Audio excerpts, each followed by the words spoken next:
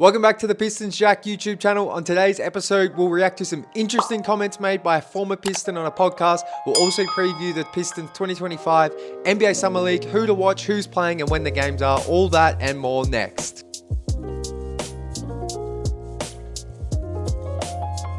All right, let's dive straight into it. So now former Piston Tim Hardaway Jr. was recently on the Young Man and the Three podcast. He was on there with Tommy Alter, the host, as well as Cam Johnson, who's also now a Denver Nugget with Tim Hardaway Jr. And he had some really good insight on the Pistons and some interesting stuff here. And I think where I want to lead off is his comments made about Isaiah Stewart. Now, I'm also going to add some of my own personal experience with Stu here as well. So that's why I'm going to lead off here, because in my opinion, I think Stu is like the most misunderstood NBA player in the league. But let's start with what his teammate from last season said when asked about what it's like playing with Stu. THJ said, Isaiah Stewart is probably one of the best teammates I've ever had, man. He has a heart of gold, wouldn't hurt a fly, but when he steps in between them lines, I don't know what triggers him or what happens, but he becomes something that you can't really teach. So that right there, that type of attitude and that type of energy that he brought, it kind of molded what the Pistons were about back in the day. And I think it's what's brought back the Pistons from back in the day to this current team. Of course, Stu has never been the talent and the type of player that could, be your best player and bring that back. But it feels like he's always played with that grit. And the first season that the Pistons have the necessary amount of talent and the right pieces around them, you can really see the impact and that he has with his teammates, the locker room, and how this team plays. The Pistons, all of last season, same with JB Bickerstaff. I'm not saying he encourages like technicals and flagrants, but JB is a guy that is always working the refs and always in his team's corner. And Stu does that just on the court. And yes, you might question some of the flagrants here and there, but I've always said I love that from Stu because that's just who he is. And I think this team, every successful team, in my opinion, needs that like tough guy. And especially when you look back in the Pistons' past of successful teams, they always have that guy. And to me, Stu's that. Ron Holland's that to like the similar extent. Ron's just still a rookie, so he's still growing into that role. But when we look at what THJ said, like, this isn't the first time we've heard a former teammate rave about Isaiah Stewart being an exceptional teammate. Quentin Grimes, who was only with the Pistons for like 30 games post-trade deadline a couple of seasons ago, said Stu was the first guy to message him, make sure he'd settled down in Detroit. He had everything he needed. Like, anyone who plays with Isaiah Stewart speaks so highly of him.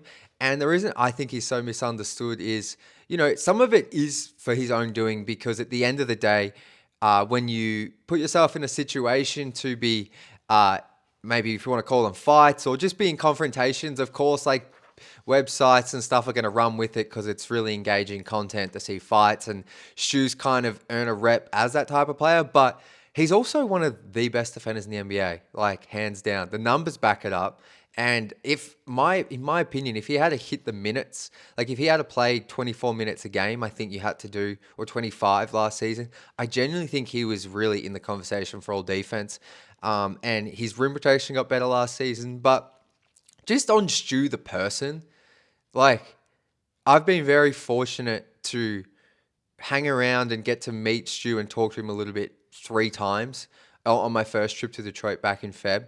And like, the thing with him is that it was all unprovoked. Like, the team didn't organize it. Stu and I had built, like, I'd made some videos about Stu on Instagram and like towards the start of last season, just talking about how good his defense was, honestly, on Instagram. Like how he played some really good defense against LeBron and AD. And I was just really trying to bring to light like the impact this guy has as a defender. And we built like just a little relationship just through Instagram. Like, he just appreciated me showing love to his game. And then when I first got to Detroit at my first game, I remember walking down the steps. Shout out to AJ who used to work at the Pistons. He was taking me downside to the court and we were going to do the rev up with the car. And Stu saw me. I wasn't going to say hi because it was like 15 minutes till tip off there and shoot around. Like, the last thing I'm doing is trying to interrupt players that close to a game. To be honest, I wouldn't even do that if it was 2 hours for a game. But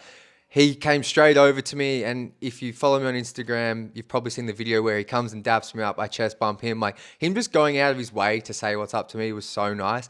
And then that was the first time I kind of met him, very brief. And then a few nights later, we were at a team dinner. This was a big dinner with like a lot of the organization there. And I was just sitting at my table. The players, I could see where they were sitting. Once again, like, I'm never going to go up to them, particularly as I don't have deep relationships with them. But like, I'm never going to go up to them and like bug them. But I just remember sitting at my table, was talking to them. Then I just feel these huge hands grab my shoulders, and I turn around and Stu's like made his way from the other side of the room to come say hi to me. He was saying hi to other people, like he didn't just get up to see me, but just him coming up to me unannounced, like saying what's up. And we had like a conversation for a few minutes. Like, he's just such a nice guy. I ran into, like, he's a dad. I ran into his son and wife at one of the playoff games my second time. They were lovely. Like, Stu is just such a nice guy, and I understand he's got a bad rap on court for some of the flagrants and stuff. I personally love it because I think he's true to who he is, and I think it's a toughness this team needs. But it's really nice to hear THJ say that, because that's a big podcast that lots of people are going to listen to, and I think it's just a message I try and push, that Stu is so good for this team culture. You know, like, you might disagree with a play or two he makes here, but he is so crucial to this team culture, and why I honestly never want to see him in another team's colours. But moving on to some other comments from THJ, he also spoke about what it's like playing in Detroit, and I know Pistons fans and Detroit sports fans love this. He said, people don't know Detroit unless you actually play in Detroit. You know those fans and those people there. They have that grit. They have that tenacity. They have that fire inside them that instills in all their sports. So, and I'm not going to lie, I felt this. I'm obviously not from Detroit. I love the city of Detroit. I was lucky enough to go there twice. Detroit, so my first trip there, it was during the regular season. The Pistons, I think they won game 7 in a row, game 8 in a row. Then they lost to the Nuggets, and then they beat the Nets the fourth game I was there. And the fans were really good there. But I'm telling you, the playoffs, I was lucky enough to go watch a game in Madison Square Garden. Knicks fans were crazy loud. LCA was louder into game 3, 4, and 6. I know they didn't win them. Pistons didn't win, but the crowd was incredible, especially game 3. Like, that first half of game 3, oh my goodness. I have never felt a vibe like that. Seriously. And I've always been told Detroit sports fans are another level, and I'm not glazing here. I swear on my life, I'm not glazing. I know I'm biased, but they are incredible. The passion, the noise, the creativity with chants. Like, Detroit sports fans are crazy. And I was so excited to be amongst it. Like, it was just incredible. So I couldn't agree with Tim more there. Like, Detroit sports fans are on another level. Moving on, TSJ also spoke about a turning point of last season, because we know the Pistons didn't start out amazing last year, that things weren't initially clicking. They were kind of constantly 5-6 games below 500. They were definitely better than the season before, but you know what I mean. TSJ said the turning point of last season was the in-season tournament. Quote, I'll tell you this, that in-season tournament, I think, really got our confidence up, because those guys were close to almost winning something. And I agree. The in-season tournament, like, winning that game in Indiana, I remember that. That was a highlight. Obviously, the next game, I think they lost against the Bucks in the next wave. But in the group, the Pistons won their group, I believe. Oh, no, maybe they lost because the Bucks won. But they beat the Heat. They beat the Pacers, and it was just awesome experience, because at that time, like, we have to remember where the Pistons were confidence-wise. And it's another reason I love Malik Beasley and Tobias and TSJ coming in and giving this young team confidence, because their confidence was shot after that 28-game losing streak. Yes, they're extremely talented, but their confidence, it couldn't have been high. So to win these type of bigger games, I think it all built towards them being ready for the playoffs and winning 8 in a row.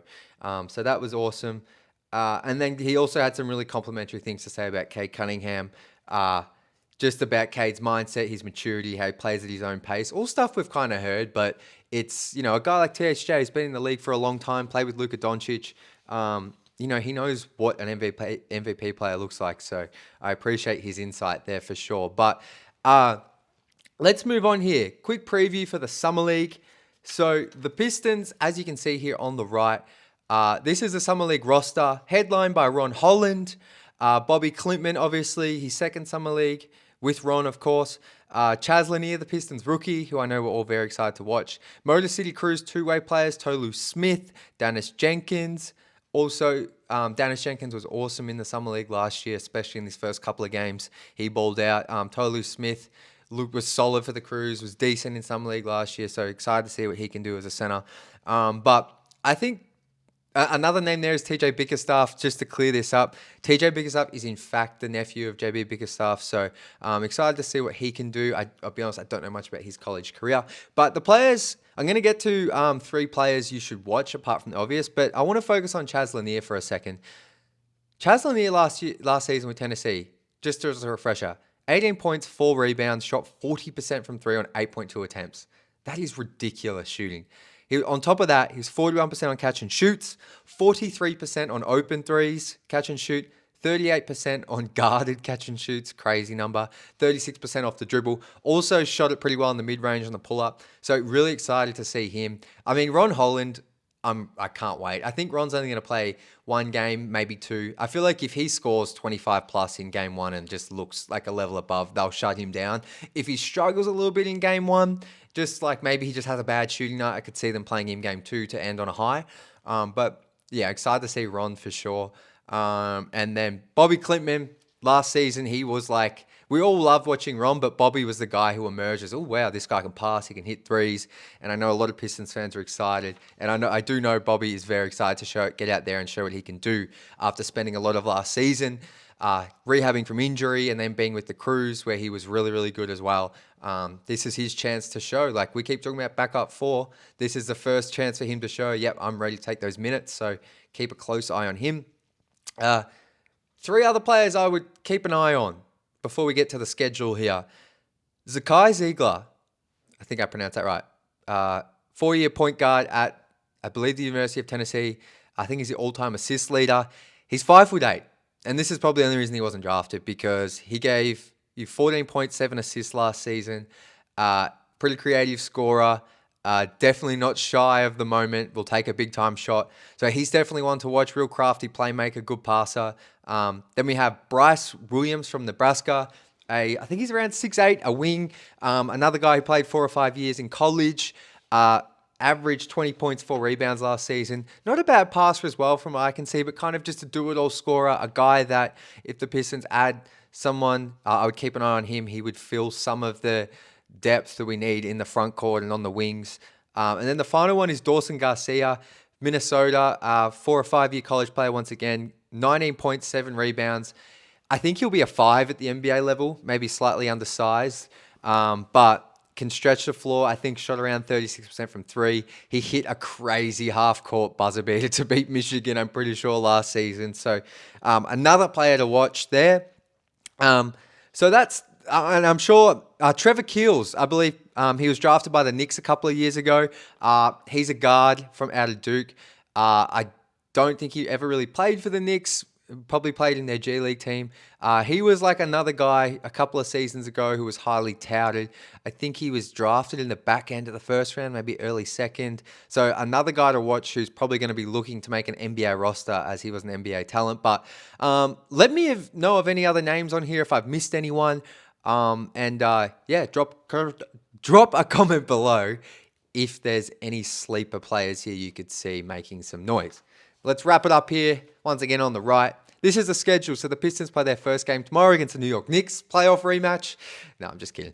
But the Knicks will be coached by a former Pistons Summer League head coach and a former Pistons assistant coach in Jordan Brink. He's the guy who drew up that famous play for Ivy to dish the lob up to JD in their first play back in 2022. So shout out to Jordan Brink. I know he's with the Knicks, but once a Piston, always a Piston in my eyes. So that'll be fun, interesting. The Knicks, I think, don't have too much talent. They've got 3 or 4 players, NBA players. They have Ara Hokporti, who played down here in the NBL a couple of years ago. They have that point guard. I've forgotten his name. That's bad of me. But the Pistons should win that. Then they play the Rockets Sunday afternoon. That'll be Monday morning for us here in Australia. I think Reed Shepherd will play in that game. We'll see who else. Minnesota. on July 15th, they will have, I believe, Rob Dillingham, a couple other guys, so that should be fun.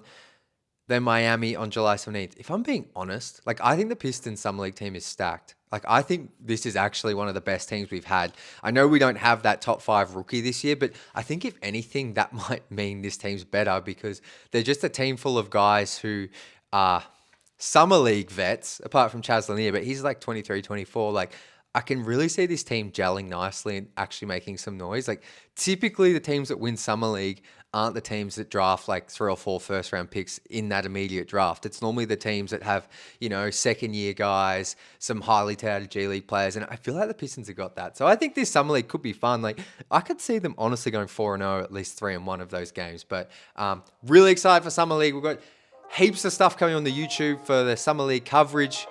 So please stick here. Keep your eye out for posts on my social media about what's going to be happening with the YouTube. But I got heaps of content coming for you. I'm really, really excited. But thank you so much for watching. Appreciate all the support, all the love as always. But we'll be back tomorrow to recap some Summer League hoops. But as always, go Pistons.